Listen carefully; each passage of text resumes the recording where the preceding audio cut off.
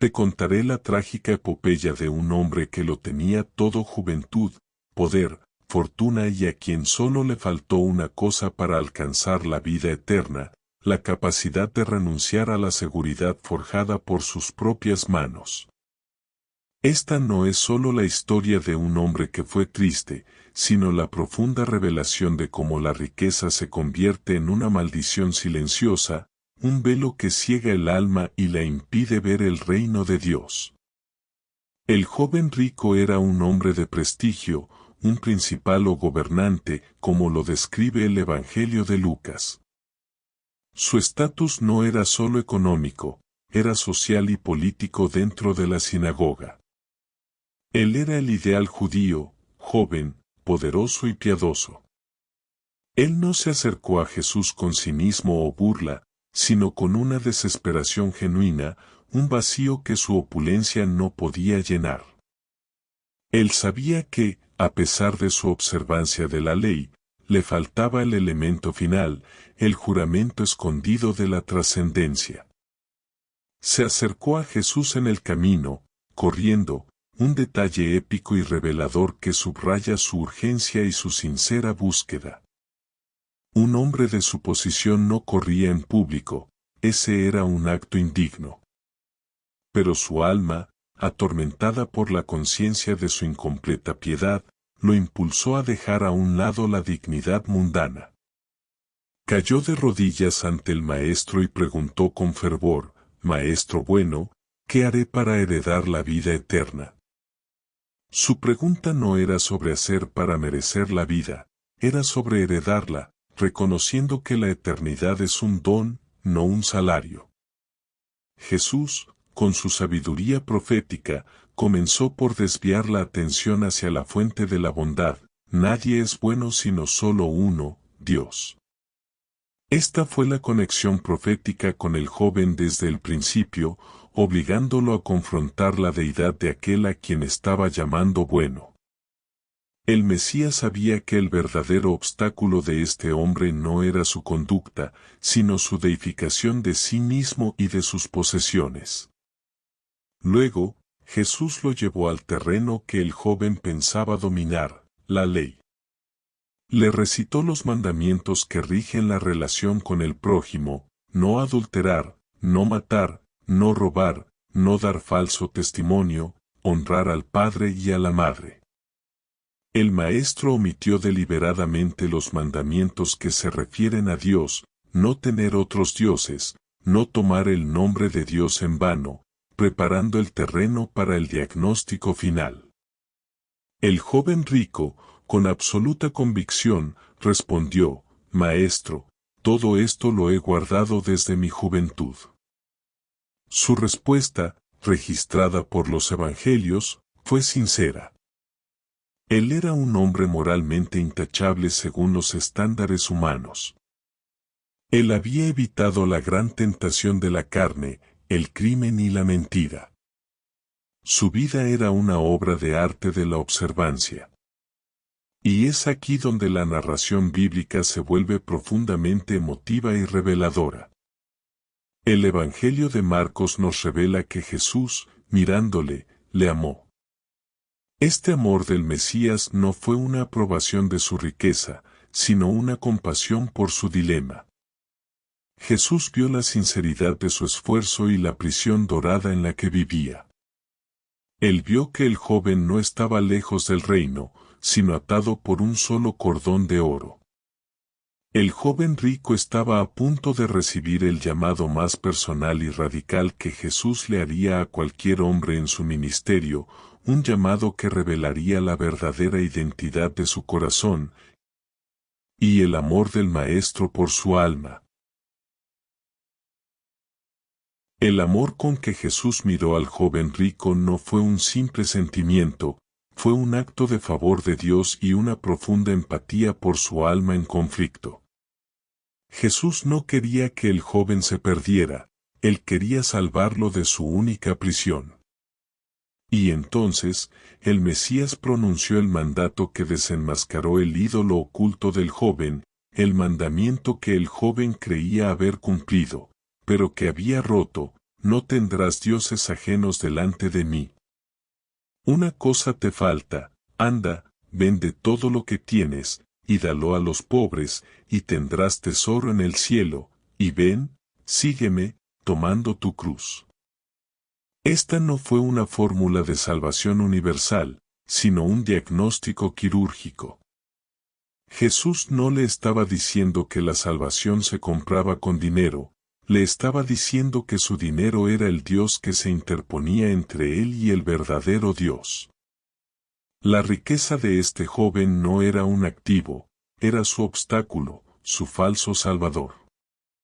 Al guardar los mandamientos de la ley, él había logrado la justicia horizontal con el hombre, pero su dinero le impedía la justicia vertical con Dios. Él había amado a su prójimo, pero no más que a sus posesiones. La exigencia de vender todo fue, en esencia, el mandamiento de no robarás aplicado a su propio control personal. Su tesoro en la tierra era la prueba de que él no había confiado en Dios para su futuro. Él creía que su seguridad residía en sus propiedades, en sus títulos, en la promesa de sus campos, y no en la providencia del cielo. Él había construido una fortaleza con su fortuna para protegerse de la maldición silenciosa de la inseguridad humana, y ahora esa fortaleza se había convertido en su celda espiritual. El llamado a sígueme era el juramento escondido del discipulado, la invitación a renunciar a todo control, a la autosuficiencia y a intercambiar la seguridad terrenal por la promesa eterna. Jesús lo estaba llamando a la más alta vocación, ofreciéndole no solo la vida eterna, sino la comunión inmediata y personal con el Hijo de Dios. Le estaba ofreciendo la vida de apóstol, la vida de misión, una vida de gloria incomparable. Si esta profundidad del amor de Jesús, que no teme confrontar nuestro ídolo más preciado, esta visión de la riqueza como una prisión espiritual, te ha impactado y sientes que esta verdad debe ser revelada a aquellos que viven atrapados en su propia fortuna, hazme un favor, presiona ese botón de me gusta ahora mismo, suscríbete al canal Renacer Espiritual. Si aún no lo has hecho, y activa la campanita. ¿Por qué te pido esto? Porque estamos desentrañando los secretos de la Biblia, revelando los hechos épicos y desconocidos que nos desafían a la entrega total. Si te quedas hasta el final, descubrirás la advertencia más terrible que Jesús dio sobre la riqueza y la tragedia de la oportunidad perdida. Hablamos de videos de todos los temas de la Biblia, y tu apoyo asegura que esta luz llegue a quienes necesitan el verdadero tesoro. Continuemos, porque la respuesta del joven rico fue la más dolorosa de todas. El joven, al escuchar el llamado radical, no debatió, no negoció ni protestó. Su reacción fue puramente emocional, un hecho épico de profunda tristeza, pero él, afligido por esta palabra, se fue triste, porque tenía muchas posesiones. La tristeza del joven rico fue la tristeza más amarga jamás registrada en los evangelios. Fue la tristeza de la oportunidad perdida, el dolor de la elección equivocada hecha en el momento de la verdad. Él no se fue enojado, ni con desprecio, se fue afligido. Su alma había reconocido la verdad de la palabra de Jesús y la inmensidad del premio, pero su corazón estaba demasiado entrelazado con sus posesiones para liberarse. Él se dio cuenta de que el precio del discipulado era la renuncia al control personal, y no estaba dispuesto a pagar ese precio. Este es un hecho épico y revelador. El joven rico, con su riqueza y su aparente piedad, tenía un nivel de apego a sus bienes que excedía su apego a la vida eterna. Sus posesiones no eran solo dinero, eran su identidad, su estatus, su seguridad y su futuro. Renunciar a ellas significaba convertirse en un don nadie, un hombre sin títulos, sin influencias, dependiente únicamente de la palabra de un rabí que no tenía donde recostar la cabeza. La dificultad de renunciar al control personal era, para él, la barrera final, la única cosa que le faltaba. Su gran tristeza se convirtió en un lamento profético para todos aquellos que viven en la ilusión de la autosuficiencia. El juramento escondido que había hecho con sus riquezas era, yo me salvaré a mí mismo con lo que tengo. Jesús le exigió romper ese juramento, pero el joven no pudo. La tragedia de su partida es que él se fue con todo lo que tenía, pero sin lo que realmente necesitaba, a Jesús. Él conservó su fortuna, pero perdió su destino. La partida del joven rico provocó una reacción inmediata de asombro y consternación entre los discípulos, la misma reacción que Jesús usó para pronunciar una de sus advertencias más impactantes. Cuán difícilmente entrarán en el reino de Dios los que tienen riquezas. Y luego, la metáfora que ha resonado por 2 milenios, el hecho trascendental que la mayoría malinterpreta, es más fácil pasar un camello por el ojo de una aguja, que a un rico entrar en el reino de Dios. La interpretación infantil de esta frase a menudo se suaviza, sugiriendo que el ojo de la aguja era una puerta pequeña en Jerusalén. Esto es falso. La advertencia de Jesús era literal y absoluta. El camello es el animal más grande y voluminoso de Oriente Medio, el ojo de la aguja, el agujero más pequeño. Jesús estaba usando una hipérbole épica y chocante para ilustrar que la entrada al reino es, humanamente hablando, imposible para aquellos que confían en sus riquezas. Las riquezas, vistas a través de la lente de Jesús, son un obstáculo tan masivo que solo una intervención divina puede superarlo. El problema no es tener riquezas, sino el apego a ellas, la creencia de que pueden dar seguridad eterna.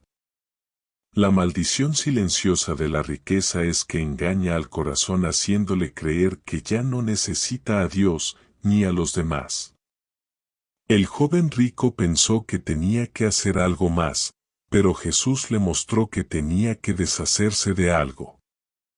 Su dinero se había convertido en el único Dios que el joven no había sacrificado, el único pecado que no había confesado.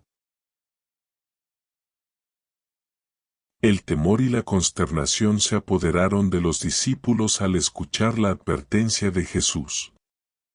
Ellos, que habían dejado redes, barcas y mesas de recaudación, preguntaron, ¿quién, pues, podrá ser salvo? Su pregunta no era solo por los ricos, sino por la humanidad entera. La riqueza se consideraba, en el judaísmo, un signo de la bendición de Dios. Si los más bendecidos y piadosos tenían tal obstáculo, ¿qué esperanza había para el resto? Este es el hecho épico y desconocido. Jesús usó la tragedia del joven rico para revelar la verdad fundamental de la salvación. Los discípulos estaban consternados porque pensaban que la salvación dependía del esfuerzo humano, de la moralidad, de la piedad, y quizás, incluso, de la riqueza como señal del favor de Dios. Jesús respondió con la promesa que sella el destino del Evangelio: para los hombres esto es imposible, mas para Dios, no, porque todas las cosas son posibles para Dios. Esta declaración no es un consuelo, sino una revelación profética. El joven rico no se salvó porque trató de hacerlo por medios humanos, su riqueza y piedad. La salvación es imposible por esfuerzo propio. Solo el poder de Dios puede liberar a un hombre de su esclavitud a las posesiones. El juramento escondido de la salvación es que requiere la renuncia a la autosuficiencia y la dependencia total del poder divino. El contraste entre el joven rico y Pedro es brutal y revelador. Pedro, al escuchar la advertencia, declaró inmediatamente, «He aquí, nosotros lo hemos dejado todo, y te hemos seguido». Pedro y los demás habían tomado la decisión radical que el joven no pudo tomar. Ellos habían renunciado al control personal, a la seguridad, y habían intercambiado su certeza terrenal por la incertidumbre gloriosa de seguir al Mesías. El favor de Dios que reposó sobre ellos fue la capacidad de renunciar a lo que el joven rico no pudo soltar. La tragedia del joven es que él no reconoció que, al seguir a Jesús, no perdía nada, sino que ganaba 100 veces más en esta vida, y en el siglo venidero, la vida eterna. Él se centró en la pérdida del 100% de su riqueza y se cegó ante la ganancia del 10.000% de la gloria. Su tristeza fue el resultado de una mala aritmética espiritual. Él no pudo ver que el verdadero tesoro no era la acumulación, sino la renuncia. Su negativa a renunciar a sus posesiones lo obligó a rechazar la persona de Jesús, la fuente de la vida eterna que él tanto anhelaba. El joven rico se alejó. La Biblia no vuelve a mencionarlo. Este silencio es un hecho épico y doloroso. Su historia se detuvo justo cuando estaba a punto de comenzar la vida verdadera. El joven que corrió con tanta esperanza se fue caminando lentamente, con el peso de su riqueza y la maldición silenciosa de su elección equivocada. Se alejó del único hombre que podía salvarlo. Su tristeza fue su epitafio. Él se convirtió en el ejemplo viviente de la advertencia de Jesús, ¿de qué le sirve al hombre ganar el mundo entero, si pierde su alma? El joven rico, por su apego a las posesiones, se perdió a sí mismo.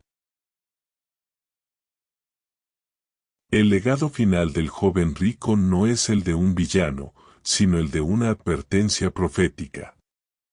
Su historia es una luz intermitente que parpadea a través de los siglos, recordándonos que el principal obstáculo para el discipulado radical no es el pecado notorio, sino el apego sutil y aparentemente inofensivo a nuestra propia seguridad y control. La riqueza se convierte en un ídolo cuando confiamos en ella para nuestro futuro en lugar de en la providencia de Dios. Su gran tristeza se convirtió en un misterio para los apóstoles y para toda la Iglesia, una verdad trascendental que nos enseña que el llamado de Jesús siempre exige una renuncia total. Él no pide una parte, pide todo, porque sabe que todo lo que retenemos se convierte en un ídolo y, por lo tanto, en una maldición silenciosa que nos impide la entrada al reino. Él desafió la noción de que se podía tener tanto el favor de Dios como la soberanía absoluta sobre la vida personal. El joven rico representa la tragedia de la oportunidad perdida. Él fue amado por Jesús, llamado personalmente y se le ofreció la promesa de la vida eterna y la comunión con el Maestro. Tenía el conocimiento de la ley, el deseo del alma y la oportunidad de oro, pero no tuvo la voluntad de soltar. Su historia es la confirmación del juramento escondido de que la renuncia al yo y a las posesiones es el único camino para seguir al Mesías. Este evento es un eslabón fundamental en la enseñanza de Jesús. Es la confirmación de que su reino está invertido. Los últimos serán los primeros, y los primeros los ricos, los influyentes, los autosuficientes serán los últimos. El camello y la aguja siguen siendo hoy una de las advertencias más solemnes de la Biblia, no podemos servir a dos amos. La elección es excluyente y absoluta. Hemos desvelado el misterio del apego, la tristeza de la elección equivocada y la imposible hazaña de entrar al reino con el corazón atado a las riquezas. La historia del joven rico nos obliga a examinar nuestra propia vida y a preguntarnos, ¿cuál es esa única cosa que Jesús me pide que venda y a la que me aferro con tristeza? Ahora que has comprendido el peso de esta verdad y la radicalidad del llamado de Jesús, es tu momento de responder. Hazme un favor, dale otro me gusta a este video y compártelo con alguien que esté luchando con el apego material o la ansiedad por el futuro. Deja tu comentario aquí abajo. Queremos leer tu testimonio. ¿Cuál es esa única cosa que has tenido que dejar para poder seguir a Jesús? ¿Cuál fue el mayor control personal al que tuviste que renunciar para aceptar el favor de Dios?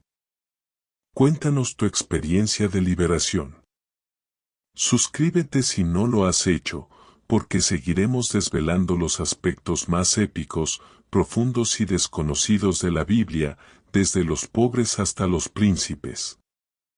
El joven rico, su gran tristeza porque el joven rico no pudo seguir a Jesús, es la eterna advertencia de que la vida eterna no es una herencia que se compra, sino un tesoro que se gana soltando.